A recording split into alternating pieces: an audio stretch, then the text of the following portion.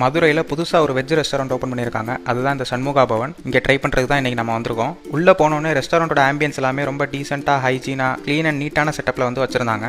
நாங்கள் போன அன்னைக்கு நிறைய க்ரௌட் இருந்துச்சு. நாங்களே கொஞ்சம் நேரம் வெயிட் பண்ணி சாப்பிட்ற மாதிரி தான் இருந்துச்சு. வெளியில் பார்க்கிங்லேருந்து உள்ள வெயிட்டிங் ஏரியா வரைக்கும் ஸ்பேஷியஸாக ரொம்ப நீட்டாக இருந்துச்சு. இவங்ககிட்ட ஸ்டார்டரில் வந்துட்டு வித்தியாசமாக ஏதாவது ட்ரை பண்ணலாம் அப்படின்னு சொல்லிட்டு டைனமைட் பன்னீர் ட்ரை வந்து சொல்லியிருந்தோம். இது சாப்பிட்றதுக்கு உண்மையிலேயே சூப்பராக இருந்துச்சு. ஒரு டிஃப்ரெண்ட்டான டேஸ்ட்டில் இருந்துச்சு. அடுத்தது வந்துட்டு ஒரு மஷ்ரூம் 65 ட்ரை பண்ணோம். இதுவும் சாப்பிட்றதுக்கு ரொம்ப நல்லா இருந்துச்சு. அதுக்கு அடுத்தது புதுசாக ஏதாவது வித்தியாசமாக சொல்லலாம் அப்படின்னு சொல்லிட்டு பஃபலோ மஷ்ரூம் ட்ரை சொல்லியிருந்தோம். இதுவும் சாப்பிட்றதுக்கு சூப்பராக இருந்துச்சு. அதுக்கு அடுத்து வந்துட்டு பன்னீர் டிக்கா ஒன்று சொல்லியிருந்தோம். சாப்பிட்ட ஸ்டார்டர்லேயே இதான் வந்துட்டு பெஸ்ட்டாக இருந்துச்சு. அடுத்தது வந்துட்டு மெயின் டிஷ் போனோம். மெயின் டிஷ்ஷில் வந்துட்டு ஃபஸ்ட்டு இவங்ககிட்ட வந்துட்டு இட்லி சொல்லியிருந்தோம். இட்லி சாஃப்டாக சூப்பராக இருந்துச்சு சாப்பிட்றதுக்கு. அதுக்கு அடுத்து ஒரு பரோட்டா ட்ரை பண்ணியிருந்தோம். பரோட்டாவும் வந்துட்டு சாப்பிட்றதுக்கு சூப்பராக இருந்துச்சு. அடுத்தது வந்துட்டு கொஞ்சம் டிஃப்ரெண்ட்டாக ஏதாவது ட்ரை பண்ணலாம் அப்படின்னு சொல்லிட்டு பால் பரோட்டா சொல்லியிருந்தோம். இது வந்துட்டு ஸ்வீட்டாக இருந்துச்சு.